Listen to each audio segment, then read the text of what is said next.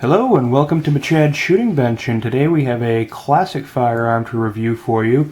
This is a Smith & Wesson hand ejector. This particular gun is chambered in .32-20 W.C.F, which I don't know how well you can see that there, but 32 W.C.F, and that was another name for .32-20 Winchester centerfire. The .32-20 is a bottleneck cartridge, a .32 caliber bullet originally loaded with 20 grains of black powder. Now the modern loadings use smokeless powder, but this is a great example of the classic Smith & Wesson revolver. They call these the skinny barrel Smiths because they don't have the bull barrel like you see in some like the newer Model 10s. This gun became the Model 10 when chambered in .38 Special. The hand ejector was the moniker given to the guns when they first came out. And then when they went to model numbers, it got changed to the Model 10.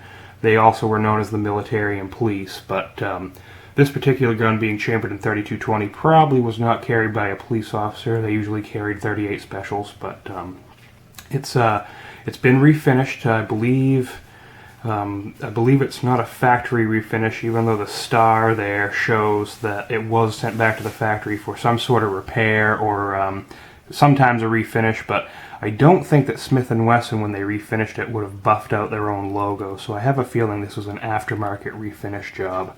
But this is a really great looking revolver. It's got stag grips on it, which obviously are not factory, but they work really well.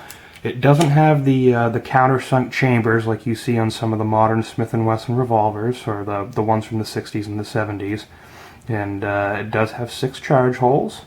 And like I said before, nickel plated. The serial number puts this gun at roughly 1915 for date of manufacture.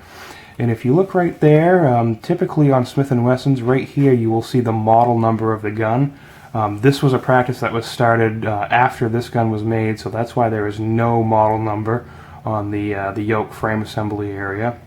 It still has the classic Smith & Wesson hammer with the floating firing pin. And also, you can, if you look right in between the back of the cylinder and the frame, you'll see the hammer nose protrude through, and then when I let go, you'll see the hammer rebound. And that's Smith & Wesson's safety feature to keep you from, when you drop the gun, the firing pin won't contact the primer. So as you can see, if I pull the trigger, you see that hammer nose go through, and then when I release the trigger, the hammer rebounds, and you cannot push it forward. So that's just another safety feature by the Smith & Wessons. The other thing to notice with these guns is the minuscule sights. As you can see on this one, the sighting is not very good. The sight is just this half moon front sight with just a notch cut into the top of the frame of the revolver. So definitely some very minuscule sights would be pretty hard to use, but all in all, this is just a great example of early Smith & Wesson revolvers when they really came into the modern age from the top break Schofield that they had when they moved to the ones that had the swing out cylinder. This was one of the first examples of that, and these are a really great classic revolver. They're very smooth, and they don't make them like this anymore, so when you can find them, definitely get them and pick them up when you can. So thanks for watching.